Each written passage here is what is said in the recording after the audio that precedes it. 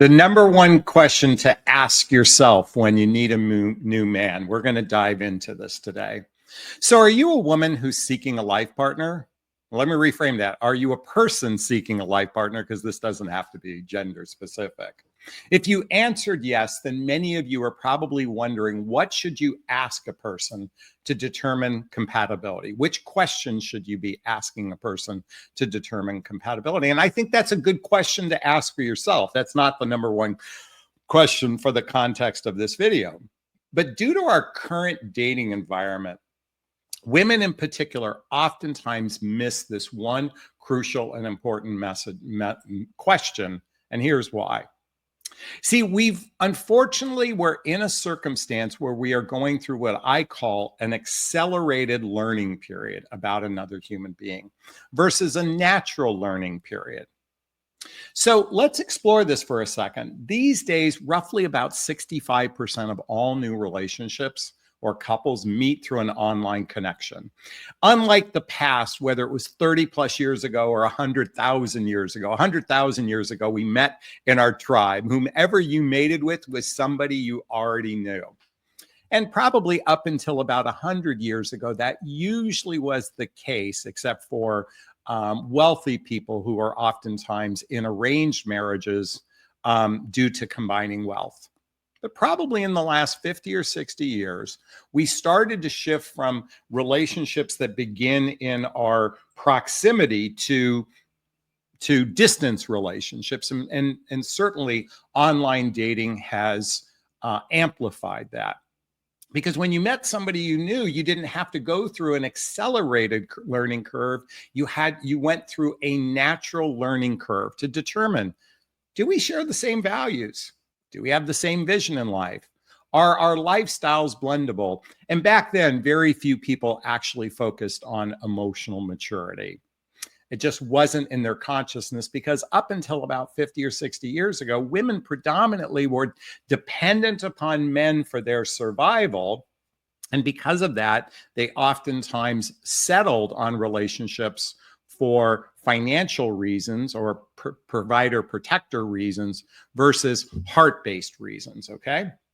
So now coming back to, let's fast forward to today where as I said earlier, 65% of people are meeting through an online connection. And usually that means you're meeting a total stranger. You're meeting a total stranger. And because of that, as I said earlier, you may not know that much about them. So we go through this accelerated learning curve versus a natural learning curve. Now, what usually is the catalyst or trigger for this is chemistry. The stronger two people have chemistry, the more likely they will accelerate their learning curve and get to physical intimacy oftentimes way too quickly. Okay? Now, why I say way too quickly is because the minute we have physical intimacy with someone, we bond with them. Or let me reframe that. Women tend to bond so more than men, although as men age, that becomes more of the case because as a man's testosterone decreases and his estrogen increases, he actually can begin to bond with a woman more so because of that estrogen shift. And by the way, this is what I'm just merely parroting what I've heard, and I'm not suggesting what I said is right. I'm just parroting what I've heard, okay? So as we go through this experience of this accelerated learning curve, we oftentimes, physical intimacy gets rushed. It's because romance is oftentimes the catalyst for this opportunity to become physically intimate. Romance is the catalyst. See, not enough time is asking the deeper questions to determine compatibility. And so I have been sharing publicly that I think people should start in the friend zone. Now, what I mean by friend zone is actually getting to know each other from a friendship perspective and not a overtly romantic perspective, particularly in the area of physical intimacy. And I'm actually using Lewis Howes, who recently got engaged to his partner, Martha. And he shares publicly how they spent time in that, for lack of a better word, I call it friend zone. Now, being put in the friend zone means I'm not going to have sex with you. That's what the typical narrative is. I'm not going to have sex with you. But in one sense, that's a good thing in the beginning stages, because again, as I said earlier, sex can amplify your attachment to another human being who may not be right for you, So as we dive into our current dating culture, our culture dictates that men are the leaders of the dating process. And because of this, women oftentimes give their power away. Now, let me repeat that. Women oftentimes give their power away because we've been indoctrinated in this belief that men are they're the leaders of the relationship. There's God, there's man, and then there's the woman below, which I don't subscribe to that, by the way. But again, that's the narrative that's out there. And as I said, women oftentimes give their power away. Let me give you some examples. I'll give you 7 examples of how women give their power away in a relationship. Well, the relationship is on his terms. You abandon your standards. You abandon your boundaries. This oftentimes happens because of this inherent belief that men are the leaders of the relationship. It's wired into our DNA from cave person days. Provider, protector, and the woman's job is to be the nurturer. In other words, it's a man first, woman second. It's literally inbred in us to some degree. How do you know you're giving your power away to a man? Is you're afraid to speak your truth. You're afraid to speak your truth. I can't tell you how many times I've spoken to women who are afraid to share their feelings about a man because they're afraid he's going to run away. If you have duct tape over your mouth, if you're here, I'll put this duct tape. If you're afraid to speak your truth, then how can you be genuinely authentic? How can you be genuinely vulnerable? How can you be genuinely transparent if you're afraid to speak your truth? In fact, if you have a copy of my book called What the Heck is Self-Love Anyway? A Journey of Personal Development, Self-Help, and Spiritual Work, there's a link below to get a copy of all the books I recommend today under Jonathan Recommend Readings. Chapter 1 is Speak Your Truth. Just do it with kindness. Your truth is simply your feelings. That's your truth. It's your thoughts, your opinions, your feelings. It doesn't mean it's fact or the truth. It's just your truth. And by the way, chapter 9 states if it's sincere and from the heart, you can't say the wrong thing to the right person. So don't be afraid to speak your truth. But that's how oftentimes women give their power away. When the relationship ends, we're oftentimes focusing on the other person. That's giving our power away. When you focus on them, whether you're throwing them under the bus or you're trying to get them back, you're disconnecting from yourself. You're giving your power, your energy to another human being. Now, here's another way, because this indoctrination that men are the leaders of the relationship, you're always waiting for him to initiate contact. And when he doesn't initiate contact, that means he ghosted me. That means he's just not that into me. Guess what, folks? The telephone is a two-way street. In other words, you can pick up the phone and initiate just as much as he can. If you're constantly waiting for him to initiate, that's giving him the power in the relationship. Now, a lot of women stop doing their pre-relationship life when they meet someone, whether it's their activities, whether it's their friends.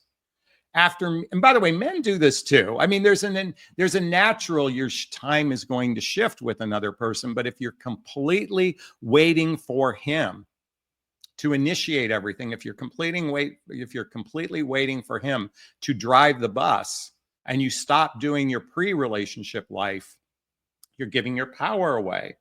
Oh my God, here's another way we give our power away. It's twofold. I need you to love me so I can feel good about myself, feeling like you can't live without this person. In other words, when we make our happiness dependent upon another person, we are effectively giving our power away. And then the last way, and I see this happen so habitually, so many women and men do this too. the last person they were with is the only person I'll have chemistry with. They're the only person I'll have this amazing relationship with. If they're the only person, then you're fucked. I'm sorry. You're giving your power away to another human being. Yes, the chemistry you might have had with this other person might be substantial, might be significant. But when you make that person your only capacity to ever feel amazing again, you're giving your power away to another person. So you might be going, well, Jonathan, what are the questions I ask a new man? What are those deeper questions I should ask in the early stages of dating to determine compatibility? And I'll share a couple in a moment, okay? But I want you to know this. The number one question you should ask yourself before meeting a new man is, am I in my power? Am I in my sovereignty? Am I in my power? Am I in my sovereignty?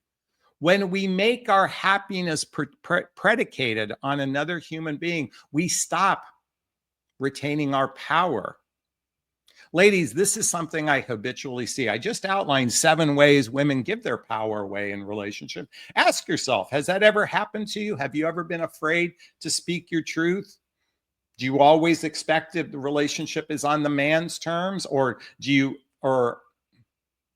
other words, you expect the man to be the leader of the relationship? By the way, I'm a big believer in co-creative relationships, not the one up, one down type of relationships that we've been indoctrinated in since growing up. Ladies, you are in charge of your relationship destiny. Don't give that power away to a man. Now, that doesn't mean you should be a disagreeable person, because I will tell you, some women that are totally in their power, they oftentimes are argumentative and disagreeable to be in relationship.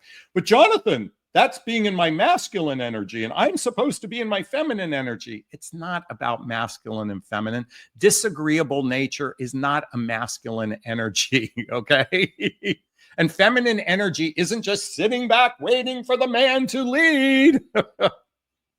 You see, let's throw out the gender rhetoric of masculine and feminine energy, and let's just call it what it should be: empowered energy. Throw out the gender rhetoric. If you want to read an amazing book, read the book If the Buddha Dated. It throws out the gender rhetoric and says, how can we connect with another human being at a heart-centered level? How can we connect with their heart?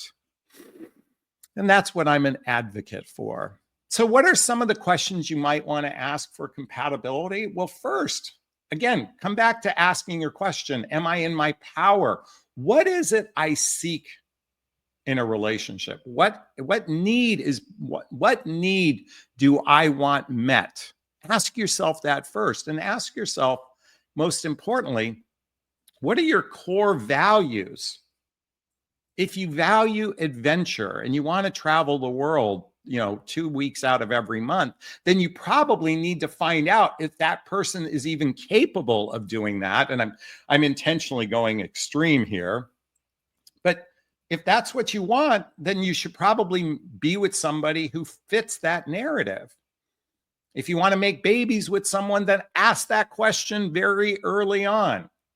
If you want to live together, if you want to get married at some point, ask those questions before you meet someone, or at least on the first meet.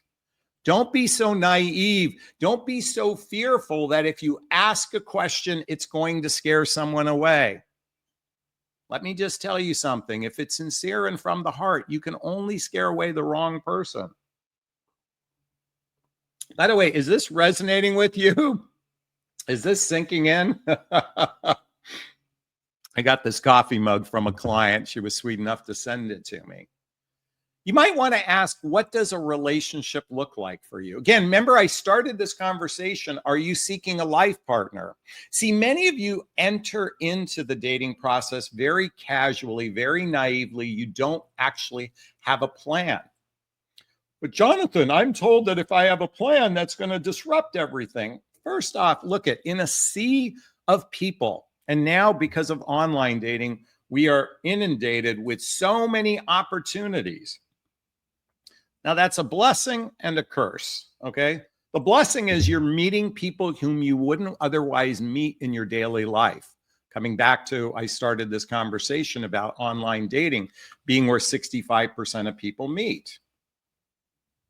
But then if you're going to, then it's imperative to filter. And many of us filter from our egoic places and not from our heart. But most importantly, what is our core values? What are our core values? What is your core vision in life? Many of you know my narrative. I'm looking for a relationship where we spend on average 3 or 4 days and nights a week together, doing shared activities, hobbies, mutual interests, spending time with family and friends, traveling together, teamwork, building skills, both in our personal and our professional life, intimacy, both physical and emotional intimacy that leads to either moving in together or getting married. I'm very crystal clear on what it should look like. Now, does that mean I'm married to that? No, it's just simply guidelines. It's bumper rails, if you will, on the bowling alley. It's bumper rails. In other words, I want to keep within my lane, if you will. And it's not an absolute, but I invite you to decide, what does a relationship look like for you? But most importantly, what does commitment look like and mean for you? I had a client one time reach out, or I was a prospective client. She hired me and she'd been in a relationship for 9 months. And she wanted some feedback on the relationship. And I'm like, great, what do you need feedback with? And she says, Jonathan, and we're on the phone, Jonathan, I just want more commitment out of him. I'm like, great, what does that look like for you? And she said, but Jonathan, I just want more commitment out of him. I'm like, great, what does that look like for you? But Jonathan, I just want more commitment out of him. I'm like, great, what does that look like? Then she screamed at the top of her lungs and said, you're not hearing me. And I said, you're not saying anything. If you can't describe what commitment looks like for you and what it means to you, then how can a man or any other person know what you want if you can't articulate what you want? Folks, one of the biggest challenges in dating and relationships today is actually identifying our true feelings. But most importantly, because many people actually repress their feelings or disassociate from their feelings. Doesn't mean you're not feeling them. You're feeling your feelings, but in many cases, it's so repressed, or it's a disassociation that we don't know how to actually articulate our feelings. But most importantly, what are our needs? And another word for need could be desire. I'm inviting you all to sit down and really contemplate this and write it out. What are your needs? What do you desire out of a relationship? And actually get a calendar. Monday, Tuesday, Wednesday, or how did it go in Godfather? Monday, Wednesday, Tuesday. In other words, write out what it looks like for a week, a month, or a year.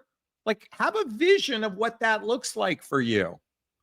Because guess what? You were indoctrinated. Well, men are the leaders of relationship. They're just supposed to take charge of the car. Well, you're giving the job to the wrong person, because most guys are winging it because they don't know what they want.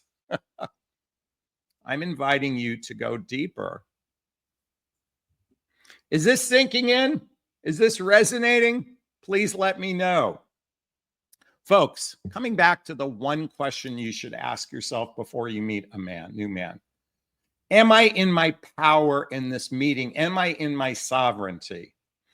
And as I said earlier, let's just start in the friend zone. Let's allow romance to be reserved for couples in a relationship, not as an entry point into a relationship, because it's already been proven so many times. Chemistry doesn't equal relationship success. That's not to suggest chemistry isn't important, but let's not give in to the physical impulses of a relationship until we've learned alignment, compatibility, shared values, shared vision. And I said this earlier, emotional maturity, that's a more complicated conversation, but we can talk about that as well. Hey, I'd like to hear your thoughts on what I just shared. Post a comment below. I do my best to read them all in the first 24 hours. As always, if you find value in my videos, please hit that like button. Please share this video. please subscribe to my channel and hit that notification bell so you can be notified of new videos. And also do me a favor, hit that notification bell on your phone as well so you can be notified. And if you want to connect with me directly, there's links below to schedule a discovery call with me to see if working with a coach is right for you. There's a link to join my group called Midlife Love Mastery. There's a link to get all the books I recommend, to follow me on Instagram, to get my dating vows, all listed in the show notes below.